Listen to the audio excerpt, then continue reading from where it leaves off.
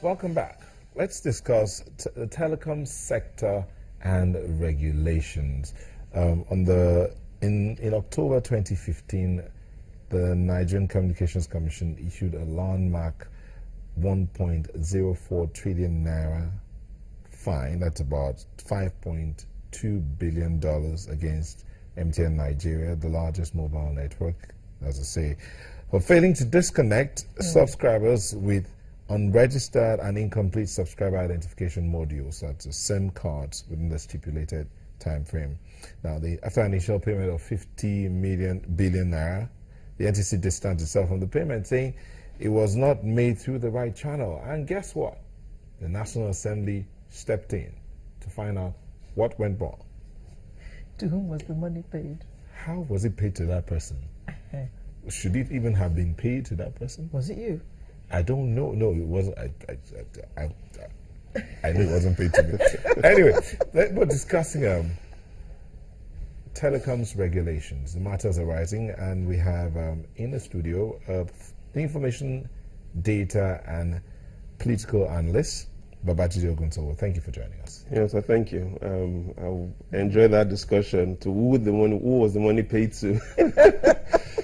We still don't know, do we? No, we do. The money was paid to an asset recovery account at the Central Bank of Nigeria, 50 billion naira. And it's interesting because even the Ministry of Information, the annual 2016 budget is not up to 50 billion naira, so that's a lot of money. The Ministry of Communication, their budget is not even up to 50 billion naira. Neither is even the Ministry of Justice. Yeah, but how is it that I find you and you go write your check in somebody else's name?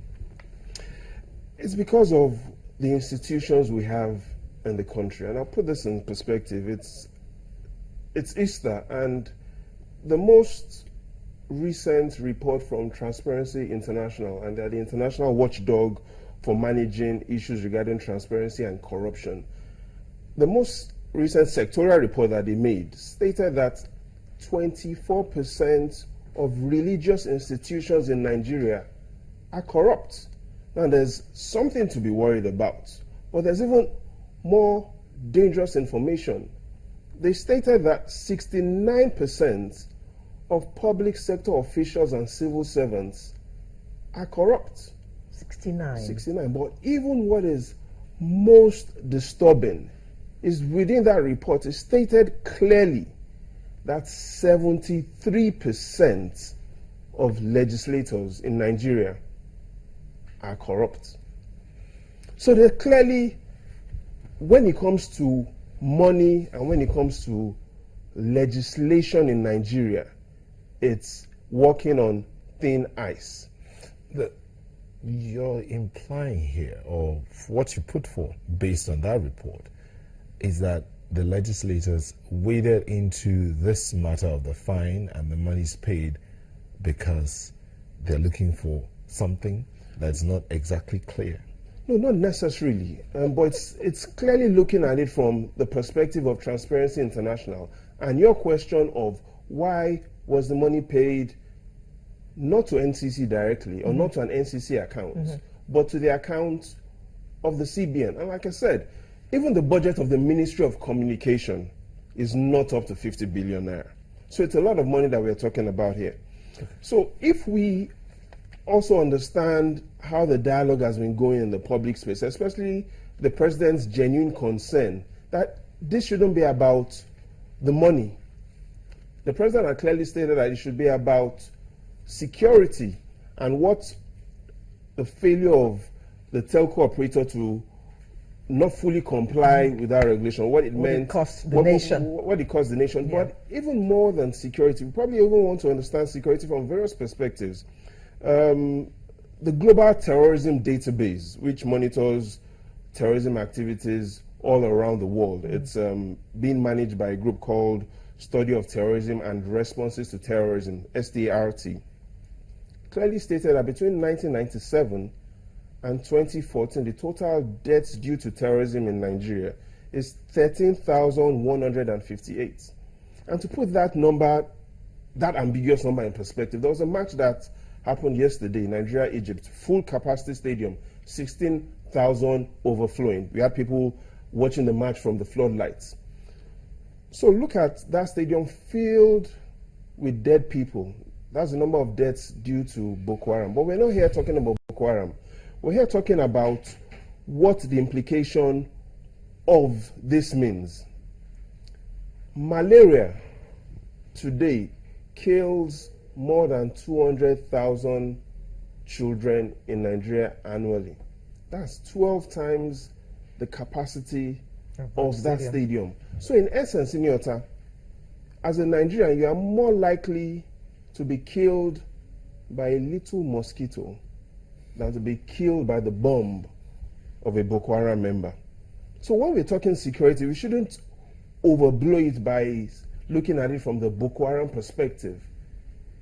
Malaria kills more people than Boko Haram. So if you're in Nigeria, you are more likely to be killed by a mosquito than to be killed by a terrorist attack. So the fact that NCC says you did not do this and consequence of that is this number of people died, you're saying it should be downplayed? Not necessarily downplayed, but we should understand that there are things that are killing more Nigerians than even Boko Haram. That's one. More things are killing Nigerians than even these terrorist attacks. That's the first thing. Now the second thing is, even the group MTN admitted to the infraction. They did. The challenge, however, is if we, for example, the United States of America's ambassador to Nigeria, Mr. James Entwistle, going back to malaria, recently said there were approximately 100 million cases of malaria in Nigeria annually. Now, the NCC had fined this telco operator 200,000 naira for each line for the 5.2 million lines. That's how they got to where they were. But assuming any of us here decided to take the federal government of Nigeria to the international court for this 100 million cases of malaria annually, and the federal government was asked to pay 200,000 naira per case for each of the 100 million cases, it means the federal government will be asked to pay 20 trillion naira. That's the entire budget for the federal government for 4 years. So if the federal government does come back home to say, we have a problem here at hand, we've been asked to pay 20 trillion naira, that's 4 years of our budget. What should we do? I'll be the first person to say, we're not going to pay 4 years of our annual budget for this fee, because what in essence it will mean is even the malaria that the government wants to fight, it no longer has cash to fight it. So are you insinuating therefore that this fine was a bit extraneous? It was a bit too high? No, not necessarily, because the telco operators all had a stakeholders forum and they all agreed to the penalty for default. What should probably be happening right now is legislation should focus on how to more effectively regulate the telco sector. And we should so that this kind of case doesn't arise again. So this kind of cases do not arise again. And one of the things they should look into are issues of competition law. Because if we had a thorough competition law in Nigeria, it will make the telco operators more service-driven, which is what the phone users really want. It will make them create more innovative products. But since 1914, since the amalgamation of Nigeria, we still are yet to have our first full competition law. We have the Price Control Act, that is in competition law. We have the Electricity Power Control Act as well of 2005. It is in competition law. The Civil Aviation Act of 2006 is in competition law. The Investment and Securities Act of 2007 isn't competition law. What we need right now to improve